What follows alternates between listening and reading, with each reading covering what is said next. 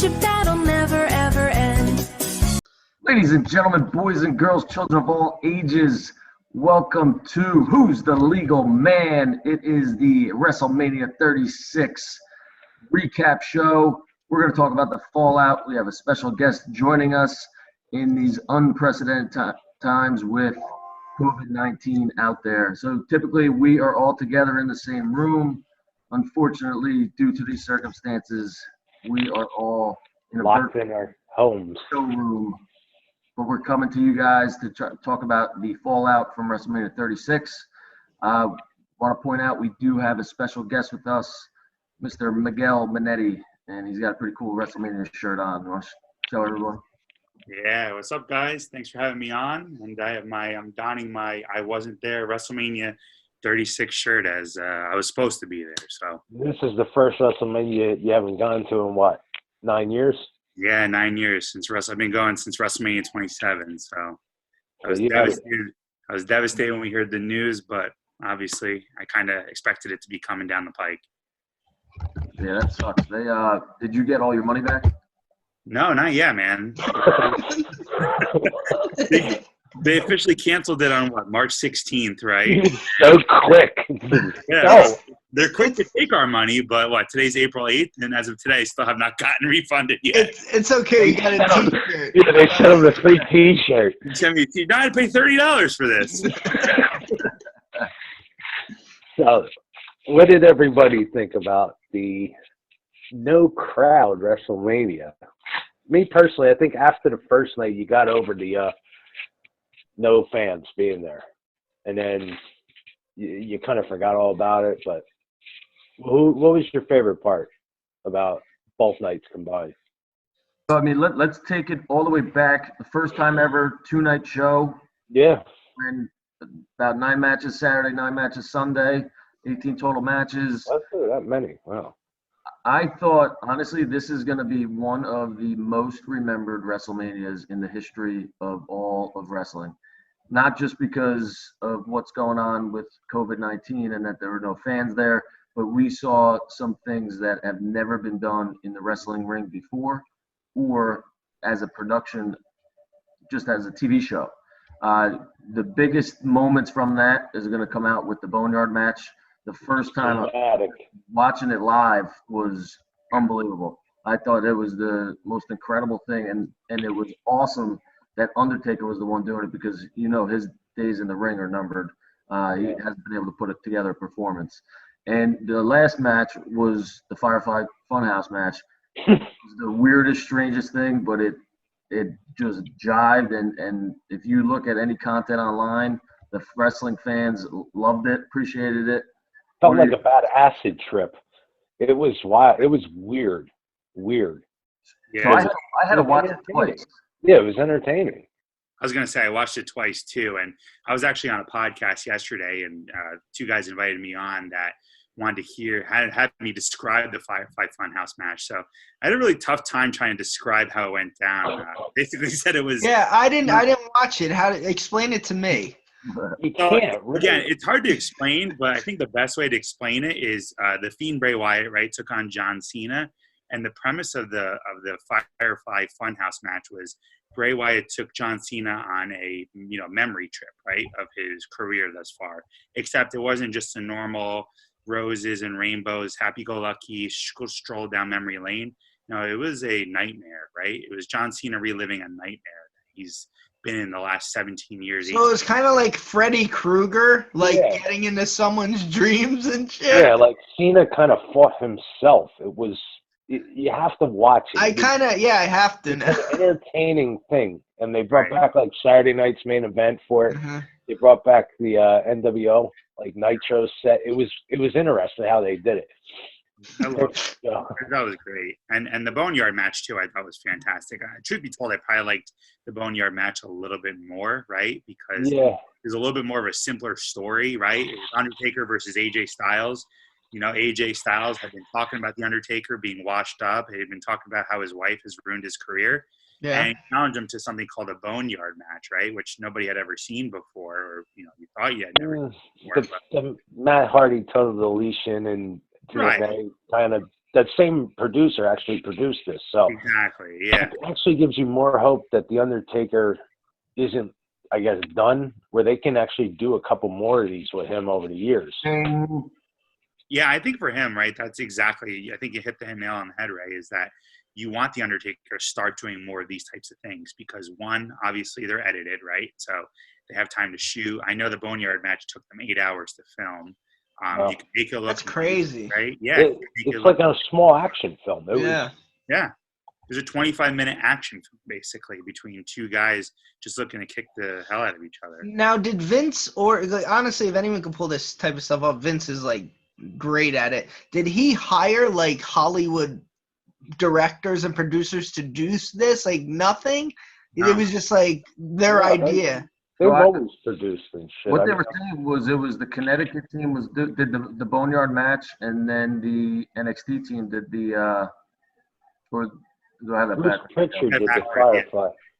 Yeah, Triple H was the lead guy for the Boneyard match. He produced that, where I think Bruce Pritchard, they said, was the lead guy for the Firefly Funhouse. And you can kind of see that because, if you know anything, and I know obviously Joe and even maybe Ray know a lot about Bruce Pritchard, And the something type the of rest stuff of that it. you saw in the Firefly Funhouse, that's exactly how Bruce Pritchard thinks, like he's got Yeah. this wacky mind, whereas Triple H is more of a, let's kick each other's asses type of thing. And that's exactly what went down in the For Scott, Bruce Pritchard's brother love. Exactly, yeah. So are you suggesting that you don't think Bray Wyatt has as much to do with it as Bruce Pritchard? No, I think Bray definitely had most to do with it. But I think as far as like production value goes, I think the way it was shot and edited, I think that's where Bruce Pritchard came in. And I also give a lot of credit for Cena for actually doing all that. Yeah. Judging by what you heard about him and his personality and stuff, he actually agreed to go along with this, and he probably had some say in it too. But it was cool that he was okay with it. Why wouldn't he have Because done it? Why wouldn't he have done it? he had to act like an idiot. Like, But he does that every movie he acts in. no, but you got to watch it. It's very. Yeah.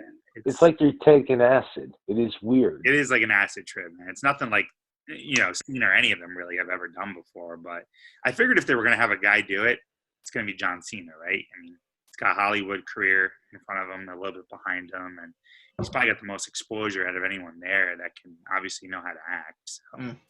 What was how far along were they planning this out? It had to be right when they kind of shut shit down. I mean, they had to. There was a lot of talk what they were going to do. So it probably started when they started moving like Raw and NXT to the Performance Center with the empty arena. That's what I would think. I seem to think that this was in the picture much before they started when they started talking about taking the belt off of the Fiend. It had to have been. No, but see, I know if we didn't go through this coronavirus, I think we just got a match in the ring with AJ Styles and the Undertaker, and a match with the Fiend and Cena.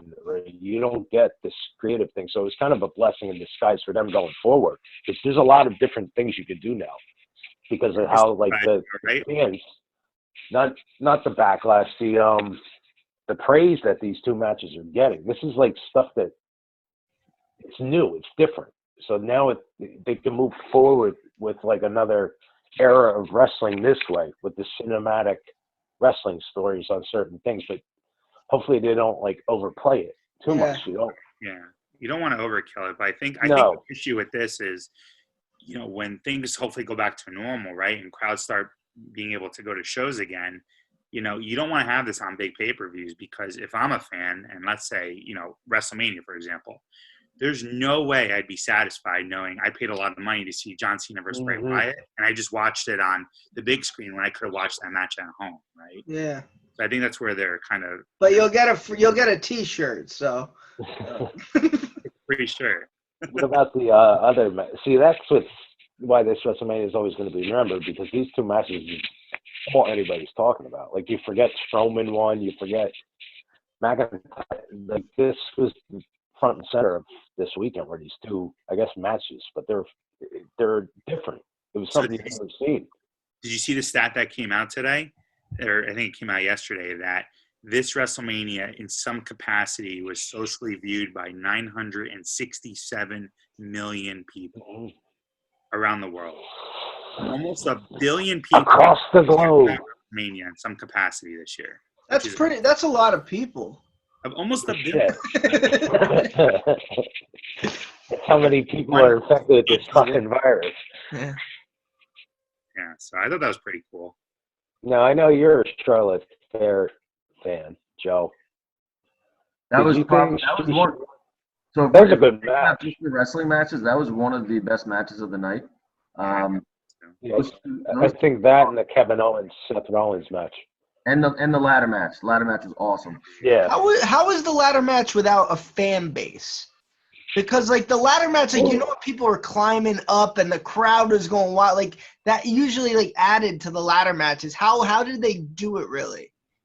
It was just a ton of wrestling, grappling, and you're jumping off ladders, pushing people off. It was the same thing. So you really in that match, to me, you didn't notice that there were no fans there. Okay. You were glued to the screen. You were watching that match, and you were invested in it, and you were literally trying to figure out who's going to win because the stipulation, Miguel, if you want to tell them what the stipulation was for that. Yeah, so I mean, it was supposed to be a triple threat tag team match where the winner would become the tag team champions, right? But for whatever reason, one of the wrestlers, The Miz, pulled out of the match, right? So they left his partner John Morrison, who was going to fend for himself. But what they decided to do instead is they took the other two teams and they removed one of the partners in the tag team as well. So it became a one-on-one triple threat ladder match where whoever won would win the tag titles for both themselves and their partner. So instead of having 6 guys in the ring, they only had 3 guys in the ring. And, to Joe's point, I think that was one of the best matches. And it was really one of the matches where you kind of forgot that there was no fans there, right? I thought that match was great. And you said earlier, Seth Rollins and KO, I thought they put on a performance as well as Charlotte versus Rhea Ripley. There were some good things where the fans weren't needed, but then there was some stuff that you kind of wish was the fans were there for. It was like the Otis and Mandy Rose kiss. Like that was meant for a crowd. Like the Drew McIntyre title win was meant for a crowd. Like there was a couple things that needed that crowd feel where it didn't have the same type of feeling as if a crowd would have been there. Like that Otis Mandy kiss, like if that was in front of a crowd, the crowd would have went fucking completely insane because they were waiting for that for so long. I'm glad that could be put to bed now, though. Yeah. What do you guys think was the biggest disappointment of the night? Both of the championship matches, the heavyweight championship. They're both under 4 minutes. It's stupid. I'm over the Finishers. the 3-second matches, and if you're gonna utilize Goldberg and Lesnar in these matches, make it watchable, enjoyable. The problem is in the Attitude Era, you were talking about the champion every single week. I mean, you still have your DXs and everything like that, and all the different gimmicks that they were doing. But now, think about it. You're not even talking about a WrestleMania where one of the main event champions, Drew McIntyre, and now Braun Strowman, nobody's even talking about those matches. No. And the other thing is, where did they go next? Like, the only other heel on Raw is like Rollins right now. So, like, where does McIntyre go next? Where does where Strowman's going to go? Somehow Roman Reigns is going to beat him because he was scheduled to win it anyway. Yeah, but they could pivot to a Bray Wyatt. I don't think so. They have history. They could, yeah. I could see that happening. And honestly, now looking back, right, hindsight being 2020, should Bray have ever lost the title to Goldberg? No, But at the time, Goldberg was going to pass the buck over to Roman Reigns, and it made sense. But obviously, with everything that happened, and Roman having his health scare and having pre-existing health conditions, you had Braun Strowman come in literally the day before WrestleMania, right? And I thought that was terrible personally, just the way that they explained it. They didn't explain it. They were just like, Braun Strowman's fighting Goldberg. Like, like tomorrow night, what happened? Title against Braun Strowman. I'm like, why? Any reason? I knew it was going to happen, but tell me, the viewer, why I should care about that. It just made no sense. And how do you guys feel about like them constantly recycling the Undertaker Goldberg. Like, I mean, like when we were younger, you had the new up and comers being the personalities. Like, and it seemed like is there a problem developing young talent now that they have to recycle these guys out? Like, why is the Undertaker still like a main figurehead? Why is Goldberg a champion? You know what I mean? Yeah, I mean, I could tell you my theory on it, and from everything that I read, and from my own personal opinion, I think the WWE has just gone to a place where the name brand sells itself, right? It's become such a conglomerate machine that they're no longer worried. And I'm not saying this is right, but I truly believe a part of them feels that they're not worried about developing certain superstars because they feel I have 20, 25 top guys and girls that can go. We don't need to have the brand be developed and backed by one or two superstars, right? So when it comes time for WrestleMania, WWE will always cater to what we call the casual fans, right? So the people that don't tune in every week, the people that don't buy all the pay-per-views, that don't subscribe to the WWE Network. So when they say, hey, for WrestleMania, we're going to have Goldberg, we're going to have The Undertaker, we're going to have John Cena, they want the casual fan to say, you know what? I'm not doing anything this Sunday on April 6th. I'm going to go ahead and tune into WrestleMania 36. Yes, I agree. There's always going to be stars that are not relevant in the current, environment of wrestling for that exact reason. If you think about it, there's people I grew up with and everything. They only watch on WrestleMania. That's the only show they'll watch. You know what I mean? So you're catering to the larger masses. To Scott, to your question, I think a lot of it, if WWE, mainly Vince McMahon, would start to, let the leash loose a little bit, let these guys try to develop themselves instead of being so scripted and driven by Vince. I think that plays a big part on, because Vince is controlling who the star is and who isn't the star. And I think that's a big problem. I think as Vince gets older, what is he? He's almost 80, or is it in his 80s? He's eventually Triple H will take on more of that creative control. But going back, you look at NXT; they're doing a tremendous job with these storylines and what the product is, with a budget that's 1% of what WWE main level talent is. So if WWE wasn't such a powerhouse of money, because they're like, you can't knock them out. If they were on the same plane money-wise, there's a chance NXT would just overtake WWE with everything going on. Yeah? Definitely. It's a better product. It's a better in-ring product. The problem is, in my opinion, Triple H is smart. He knows I'm not going to been in the business. He's been around. So Vince is just out of touch with what fans want nowadays because he's still stuck in the old ways that used to work back in in the 80s and stuff. Is it just a blind loyalty to these older wrestlers too? Does he have a certain loyalty to these old guys like The Undertaker? I mean, I think, again, a part of it is these guys, right? And I was saying earlier, these guys draw a lot of money, right? So if you think about your superstars today, your Seth Rollins, your AJ Styles, your Kevin Owens, these guys are fantastic, right? I enjoy watching them. I'm sure Joe and Ray enjoy watching them.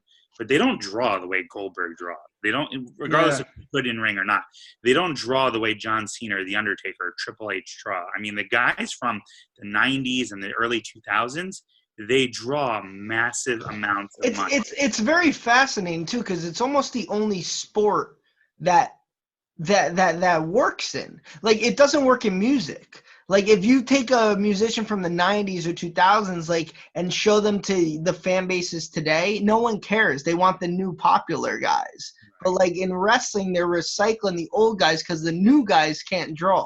That's fascinating. It brings back memories too. That's the other thing. It brings you back. As an older fan, if The Undertaker comes back, if Stone Cold comes back, it brings you back to when you were younger watching them. It gives you a certain excitement level, an adrenaline rush. It does, but Joe, like you said, but the product isn't great. So how long does that adrenaline last before you're all right, this match sucks? Until they start losing. And that's why they have quick matches, right? Yeah. And you take a guy and we haven't even really talked about it, but take a guy like Brock Lesnar. he's a special attraction within himself, right? And I don't know if you guys are Lesnar fans or not, but the reason Lesnar gets the schedule and the notoriety and the deal that he gets is because he's a legitimate badass, right?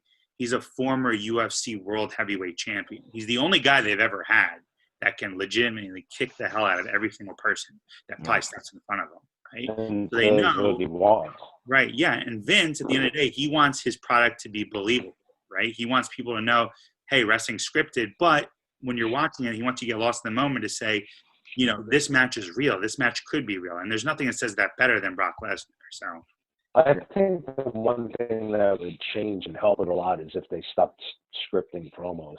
Like AEW doesn't script them. Like the Jericho promos, the Matt Hardy stuff that he's been doing now, it's you can tell it's not scripted. Like there's a lot of these promos in WWE are just like, you're like, people don't talk like this. right. Like hey, they don't. buddy, Like it's for you. they don't talk like this. Like just stop. There's no like hard. Joe, you're a huge HBK fan, right? That's your guy. So, like, when he comes out, like, how excited are you until the match starts, and then he starts wrestling, and you're like, all right, I'm over it? Well, he doesn't wrestle. I mean, he doesn't wrestle anymore. He doesn't have Okay. hair anymore either. But when he comes out, you just even use Austin or The Rock, any of those. Yeah.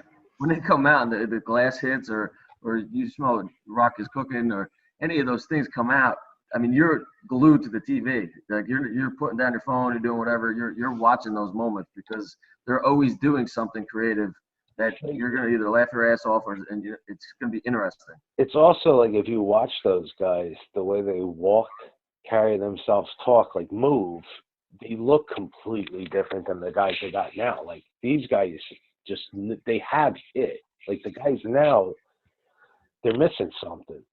Like, But could it have also been the storylines that were given to them in the 90s that they worked with? Like, you know, maybe like you said, like the storylines weren't as good as AEW or NXT, sorry. So like maybe they do have it. They just haven't been like The Rock as Rocky Maivia wasn't The Rock, and then he was filtered into that bad guy role and he took off. So maybe it's just the storyline in itself. Yeah, that's definitely a part of it, right? Because you can't do today what you could do in 98, Yeah. 99, right? You mean you can't do suck it like do that or you Cable walking around half naked. Triple H is in the ring. Yeah. But that's actually the best thing that happened though with women's wrestling is that they're not sex symbols anymore, and they actually like you mentioned the one episode, they're actually like wrestling now, and they're good wrestling. And like Joe, you've even mentioned that the women's like league is actually better than the guys now. Yeah. It's The main event. legitimate wrestling. The only thing is I wish that they didn't let Becky fall so down. So I mean, where did she go? You know, she's been non-existent for the last, I want to say a couple months. She Well, was that's so high. She was riding the high. She was literally the man, the best name in the company. yeah. And I feel like they missed out on that. And before when I was asking you what the biggest disappointment was, right? And obviously the two championship matches, but in my opinion too, I think Shayna Baszler versus Becky Lynch I was expecting a lot more, right, than what we got. Well, the ending came out of nowhere. It was very like, really? Like one of those.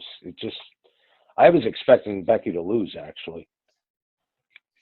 That match did more to hurt Becky, even though I thought it was a good idea to let her win. But the way she won, it was pretty much a mistake. Right, because a month ago, Shayna Baszler goes into the Elimination Chamber and she knocks out 6 girls in a matter of 15 minutes, right? So she goes in the Elimination Chamber, takes out 5 other girls herself, but then she loses to Becky Lynch in like a roll-up pin or something like that. So I was definitely disappointed with that outcome. Well, she had the submission on her or something and like flipped over, but Right. What happened? Scott's sitting there giggling about something. No, he got so mad like how the match happened, and then she just lost in a rollover pin. Like it's like something so simple, just like, oh, we're wrestling. All right, this shit that I could have kicked out of, she lost. Yeah, basically, right? Like, you're like, oh. it was very anticlimactic. That's for sure. What are your guys' thoughts on Edge and Orton? I thought that was awesome. A little too The match long. is too long, but way too Yeah, long. so that's what a lot of people were saying on like social media, right? I was looking on Twitter, and I always like to see what random people think. But a lot of people, to your point, thought the match was a little too long, and I think that's one of the matches that was hurt by the fact that there's no fans there, right? Because if there were fans there, I think it could have gone that 35 minutes that it went. Nobody would have batted an eye. I like the Chris Benoit tribute when he had Edge hanging from the gym rack. That's messed up. Oh my God. My only thing though, to Miguel, to that though, everything was for the most part was filmed backstage. Yeah. You weren't really seeing you wouldn't have seen fan interaction or anything like that. I don't know if they would have done that if it was in Tampa. 80,000 people. They probably would have fought over around the stadium, right? Mm. And they would have gone up to the fans and Or the pirate ship too.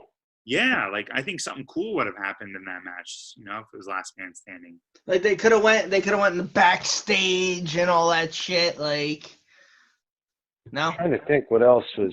They were backstage. They were backstage. Yeah, but it was backstage of a stadium, right? You could have gone to like exactly. It could have made the 35 minutes seem like less if they kept moving like through the fans and all that shit to different. Like the Royal Rumble, like Roman Reigns and the Corbin, they were fighting on top of the dugout and shit. Yeah. Yeah, that was cool, right? It's a visual, and the same thing with the stadium. What if they went backstage into the locker room and all of a sudden you just see Randy Orton fall into like where Jameis Winston gets changed, like his little Jameis Winston jersey just hanging on there and it gets knocked over. Like it would have been Tom Brady at this point. Yeah, you're right. Trying to think what other matches there were. It was all 5-pack women's match. I thought that was okay, for the SmackDown women's title. Yeah, I would have had Sasha Banks win that though. Yeah, me too. I think it's time. Yeah, I don't love the whole Bayley character. No, they're setting that up for a heel turn though, or like for her to turn on her anyway. Yeah, I think so too. I'm trying to think what other matches. But like even those main events, they were predictable. You knew Goldberg was going to lose. You knew Lesnar was going to lose, and like Joe said, it's all finishers now. Well, McIntyre, that's one of the matches that needed to be in front of the crowd, right? Because you imagine him hitting that fourth Claymore, right, on Brock Lesnar, the place would have been going bananas, right? And like nothing is like that energy with 80,000 people at WrestleMania. Trust me. But if he hit that first Claymore, the crowd would have been pumped up. Then he hits a second, a third. By the time he hit that fourth, people would have been losing their minds. To the point of then when he pins them, you hear 1, 2, 3. You'd hear 80,000 people going 1, 2, 3, and then some. The only thing that I would say was cool with the fans is that you heard the bickering going back and forth, like the Kevin Owens and Seth Rollins bickering. It was pretty cool how you could hear them talking. Yeah, like they were trash talking each other, and you could actually hear it, which was different. Yeah. So would you ever prefer one like this again, or no? Like you don't, or would you not mind like a SummerSlam like this or Survivor? Do they still have that shit? Yeah. Would I prefer no fans? Yeah, ever again? Like, would you be okay? I can't wait for COVID-20. I'm so excited for the next pandemic. There is a COVID-20 now, I think. Yeah. I would never prefer a show without fans. No, it's enough's enough. Not seen, like they did a great job with the circumstances they were dealt, right? The hand they were given, but it's not the same. It's not WrestleMania. It was not WrestleMania the way that we enjoyed the 35 WrestleManias. I didn't understand why they had to have a ring announcer. Like, what the hell's the guy? Who's he announcing to? The crowd, the audience. Yeah. There's nobody there. And then they have Michael Cole sitting there like a doofus. Yeah, I guess they're trying to play to the audience still at home, obviously, Worked out that they had almost 1 billion people watching. And by the way, that intro for WrestleMania was longer than Game of Thrones intro. Yeah, that's by design, man. Oh, God. What about Gronk? I hate him. I mean, I hate the Patriots. He fits, but he fits. He fits. He does. Yeah, he's going to be a star for them. He's going to wrestle. He's a goof. I don't think he's good though. Like I think he's too much of an idiot. I Honestly, think like, it's like he tries too hard yes, to be cool. yeah, and I don't think people say like he's gonna be great in wrestling. Honestly, it doesn't come off natural. He's not good. But He He's sounds just like an not. idiot when he Yeah, talks. he has only been doing this for, I don't think he's gonna change though. I just can't. I don't think he'll be as big as people think. I Well, really think the Friday night- fans will get sick of it. I really do. Friday Night SmackDown, they open up, and I go watch this idiot dancing like a Yeah, retard. it's just like we've had it. We get it. You know what it comes off like? We get it. You're the man, bro. You're the coolest of all time. Like it gets tiring. It's He just won like, the title. yeah, I know. Tom Brady had Adam something Scheffler. to say about him today. Oh, did he? I think he challenged him because he's in Tampa now, too. The best part is that on Twitter, when he won, Adam Schefter actually Yeah. tweeted that Rob Gronkowski Yeah. is the 24/7 champion. I'm like, this is incredible. Football team, who gives a shit? Nothing shocks me anymore, man, with the world. Like, and it does it shock me? Gronk's a champ? Absolutely not. For God's I sake. think they broke an attendance record though this year. Total attendance for WrestleMania 36. One, the ceiling fan. Yeah, right. The ceiling fan was so annoying. That's all you kept seeing half the fucking time. Like somebody in the ladder match is gonna get decapitated. I thought it would have been funny because you know how every year they announce a new attendance record, right? Yeah, I thought that's it what I would was waiting for. You all set a brand new attendance record of 0 fans tonight. I thought that was funny. It's crazy. How much money did they lose? Jesus. A lot. Because like, how much was your trip for one person? All in. He's Probably, gonna lie because he's married now, but yeah, just give us a figure. Say like $1,500 all in. Yeah, so So multiply that 3,000, yeah, we can. That was just for the ticket. Yeah. No, you know that absolutely. They totally lost money. Oh yeah. Well, Disney World loses $125 million a day. Yeah, That's it. every day. That's it. Garrett Cole's making $300 million for doing shit. I can't wait till so Miguel gave that number to his wife, and when he gets the refund for double that, she's Yeah. like, "Why did you say it was this?" And he has to lie and say, "Oh no, they gave us an extra 1,500 just For next year. yeah." It's a free voucher for next year. I think they're going to go back to Tampa the year after next year. I just saw that. Want to make good by them, and I They think should. too. Yeah. It's not their fault, but hopefully they go back. But yeah, I'm excited to go next year in LA. I hope it happens. You know, you never know what's going on. If we're not fine by then I don't think there's going to be a population. Yeah, No, right. Like, It's going to become the purge. no, Quarantine. actually, what's funny is like people. You always thought when something like this would happen, people would go crazy. It's actually shown the better in people more than the worst. But it's still early. Like, yeah, it's only but been 3 weeks. it's still complete opposite than what people expected. Seriously. It goes on for another month. Oh, People- if they cancel football season, I'll be the first one out there purging. Yeah. Don't fucking worry. So I have now I don't know how true this is, but someone who works at a local university that has a football team and runs something that would be considered like an athletic department. They put the odds at 80% that there's no football season. Yeah. Say that, man. 80% in college. No, fuck. As long as there's, you know what though, if everything else picks up, there'll be so much on that I won't care about college as much as the NFL because you'll have hockey playoffs going in it. You'll have basketball play. I just don't. There'll be so much to watch. So whatever. If you got to sacrifice college football for everything else to come back, I'm in.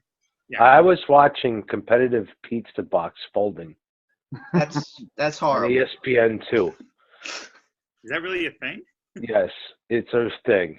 He folded Did 5 you pizza win? boxes. He folded 5 pizza boxes in under 30 seconds. It was Pretty crazy. impressive. That's great. What other matches were there that are like worth talking about? I know Aleister Black fought Bobby Oh, yeah. Lashley. That was fine, I guess. I think Aleister Black has an awesome roundhouse kick. I really enjoy it every time. Yeah, Never and he seen has the mine, best man. speed. Star. I got to see yours, Scott. Yeah. He's got the best theme song, Phil, in the WWE. What's your theme song? Sing it for him. Right? Oh, not mine. I think he said Alistair Black. Alistair Black. Price of Scots. Medieval woman. I'll think of one. And then what else was there? There was the Raw Tag Team title match. Top Profits. Yeah, that was all right. I like Austin Theory. I think Angel Garza. I think he has a lot of charisma. This isn't right, but people compare him to a young Eddie Guerrero, right? And Is he the one that ripped his pants off during the match? Kind of Yeah. caught me off guard. What happened? You got excited? Yeah. Are you a little happy there? Your girlfriend referee's reffing in AEW right now, Jeff. Good old Aubrey Edwards. How does she referee every single match? Like, take a break. I met her on the cruise, actually. She was really nice. She doesn't look like she does in person, like, as a referee. You met her? No, I've seen her, like, not dressed as a referee. She looks completely different. Yeah. She's really friendly, actually. Really down there. She doesn't walk around dressed as a referee everywhere. She's not wearing like a pinstripe dress out. What are your final thoughts then, Joe? What do you give it grade wise? Grade wise, as a show, for given the circumstance, I'll go B plus. Two of my all time favorite matches are going to be what they did with the Boneyard and what they did with the Firefly Funhouse. I thought that was super creative, and I want to see more of that. Even if it's a Raw setting or a SmackDown. Yeah, I agree. It's something different. I agree with that. Yeah, I'd give it a solid B plus too, right? You know, like Joe mentioned, the two matches where they pre-taped the Boneyard and the Firefly Funhouse were outstanding. They were creative. They were different. And then there was at least two great matches in ring too, right? Seth and KO, and like you mentioned earlier, and I agree with you. I really enjoyed Charlotte and Rhea Ripley. Yeah, that was like a fight. Yeah, like they went half 25 hour minutes, right? 25, 30 minutes. Yeah. And it was a brawl between the two of them. But I felt like if anybody wasn't watching it with me and just heard what I was watching with them moaning and screaming, they would think they wouldn't know what I was watching, because that part was getting like I felt like muting it because I was getting a headache. Yeah. And something else you were getting. Yeah. What grade? Well, you didn't even give it a grade. I said a B plus. I agreed with Joe, you dork. Oh, I don't know Maybe plus two. that. I'm not giving it a grade because I barely watched. So Watch I just the watched fire. What did you watch? What did you watch? Watched. I was editing these videos all night while we were on. Actually, here's a good point to what you said to the casual fan, Miguel. So our friend got like one of these Zoom meetings going on with like 12 or 16 of our friends, and they had signed up for the 30-day trial just to watch WrestleMania. Like 6 of them were watching it while we were on like the Zoom meeting. So I was just doing this shit. Yeah. I'm gonna send you the Firefly Funhouse match. I mean, can't I just look it up on YouTube? Yeah. I'm not there. No, I have it. I can find anything good. Subscribe to the WWE Network. You get it free for the next 30 days. You can watch it. Just sign up. And then I'll forget to cancel, and then You even need to put a credit card in, I don't think, anymore. All right, Michael Cole. We're trending live on Twitter. They're always trending one on Twitter, no matter what is going on. The legal man. Yeah, whole 4 people. That's okay. You know we're not live, right? Did you think I froze? No.